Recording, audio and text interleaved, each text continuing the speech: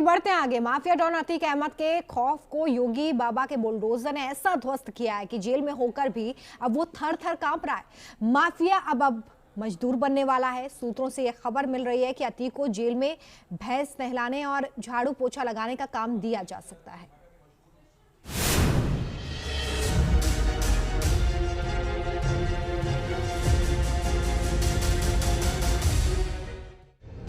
जिसके farm house में कभी विदेशी घोड़ों की फौज होती थी, आज वो जेल में भैंसों को नहला रहा है। जिसके एक फोन से अफसरों की कुर्सी हिल जाती थी, वो आज सलाखों के पीछे कुर्सियां बना रहा है। जिसके आगे पीछे हमेशा नौकर चाकर घूमते थे, वही आज कालकोठरी में झाड़ू पोछा लगा रहा है।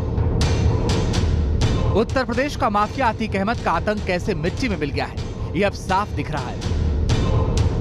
जिस माफिया के आलिशान फार्म हाउस में कभी विदेशी नस्ल के घोड़े पलते थे और खूंखार कुत्तों की पूरी फौज को संभालने के लिए दर्जनों नौकर थे, वो खुद आज तबेले में भैंसों को नहला रहा है और झाड़ू पोछे का काम कर रहा है।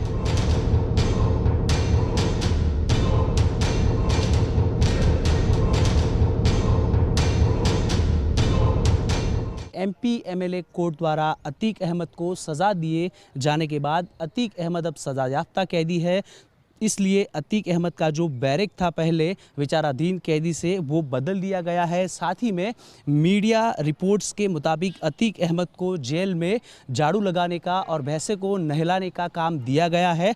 जी हां, उमेश पाल अपहरण कांड में उम्र कैद की सजा सुनाए जाने के बाद अतीक अहमद को साबरमती जेल में यही काम मिला है। जानकारी के मुताबिक अतीक को इस काम के लिए दिहाड़ी के तौर पर 25 रुपए रोज के हिसाब से मिलने लगे हैं। जेल प्रशासन ने अतीक अहमद का बैंक अकाउंट भी खुलवा दिया है, जिसमें उसकी रोज की मजदूरी के पैसे ट्रांसफर किए जाएंगे। सूत्रों से मिली जानकारी के मुताबिक अतीक को जेल में रहने के लिए 2 जोड़ी कपड़े दिए गए हैं। इन कपड़ों में सफेद रंग का कुर्ता पैजामा, टोपी और गमछा को शामिल है। इतना ही नहीं, कभी अय्याशी की जिंदगी जीने वाले अतीक अहमद को अब जेल का खाना खाना पड़ रहा है। इस खाने में रोटी, दाल और चावल शामिल है। अतीक अहमद की बैरक भी बदल गई है, उसे कैदियों के पक्के बैरक में शिफ्ट कर दिया गया है।